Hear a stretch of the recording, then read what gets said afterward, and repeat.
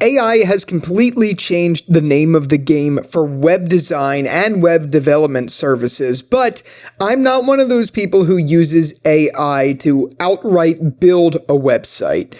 So instead, I want to talk about the ways that I do use AI on a daily basis to build my websites for my agency, Synergy Digital. So let's jump in. As I mentioned in the beginning, I don't do anything involving building the whole website. Like, I don't give Elementor a prompt or anything like that and say, hey, I'm doing a website for a restaurant. I wouldn't do that. I don't believe in that. I don't think that's where the heart of web design is. The first thing I do as far as finding a way to build a website, once I know what the client needs, if I know they need, a homepage, an about page, a service page, a contact page, the basic pages, as well as, privacy policy and things like that, then I give a prompt to ChatGPT and see what it thinks would be the best components to the page. I mean, I've also been doing this long enough to know what they are, but I like to have that push to just know what they think too, what ChatGPT, I guess you could say, thinks. So that's the first way I use it. And then from there in my design, once it's given me reference as far as what would be best for that, that sector of the market, then I go and actually have our designers design. So in that phase, they're doing what they would do for any website, no AI involved, because like I said, I like the human touch. I think it's an important thing. If someone's hiring me to do the job, they're not hiring AI, because anyone could do that. So why would I ask GPT to build a website when I'm the human who can do the design? I don't know. That's my whole thing with that. But once we have the foundation, once we have the framework of the website, another way that I use GPT or just, AI in general to help me is the content and copywriting on that website. Because obviously all the content needs to be made up here or given from the people who are, asking for the service.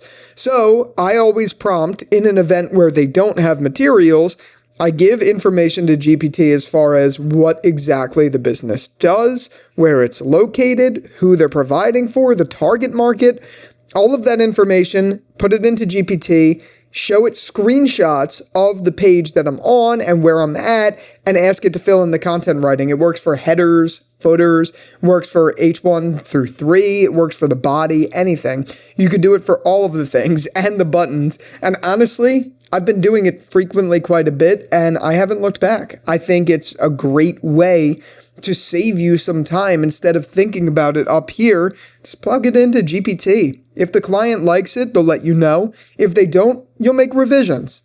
I think it's a great way to save you some time than wasting time or even money on content writers, because GPT can fully replace that job way easier than it could building a website or something like that. There's no originality in that.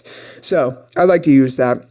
Another thing that I just recently used GPT for, or just AI in general for recently, was actually on a client's website. I'm doing a fleet washing website right now where they offer services like fleet washing, interior cleaning, the facility clean out, things like that.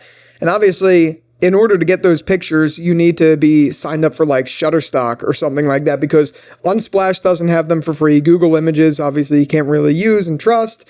And there is like no pictures available for those things, or like heavy duty equipment cleaning. How many pictures of there are that online? But you know who could create that? GPT. And I've used it all the time for that. And I think it's been extremely, extremely helpful in that front.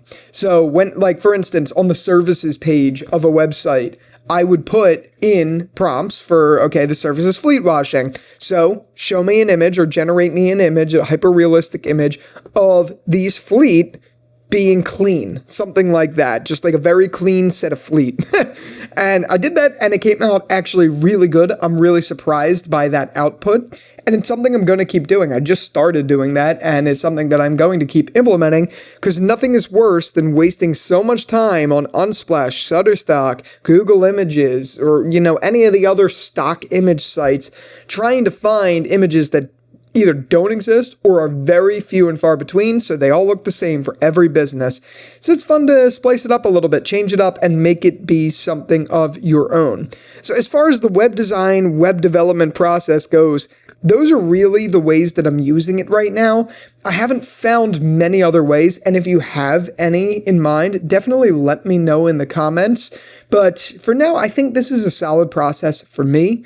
May not be for everyone, but wanted to share that with you in case you guys are looking for that. And I just have to acknowledge, I haven't posted on this channel in like 3 years, but I plan to post more. I closed my doors of Synergy for 3 years, a little bit more than that, just because I had to focus on what I was doing in my personal life. It took away and I didn't have the capacity to do Synergy anymore, but now I'm doing it again, and I'm coming back onto YouTube.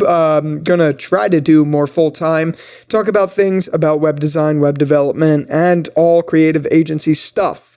So with all that out of the way, thank you again so much for watching this video. Be sure to be subscribed if you haven't already. And until the next one, I'll talk to you later. Peace out.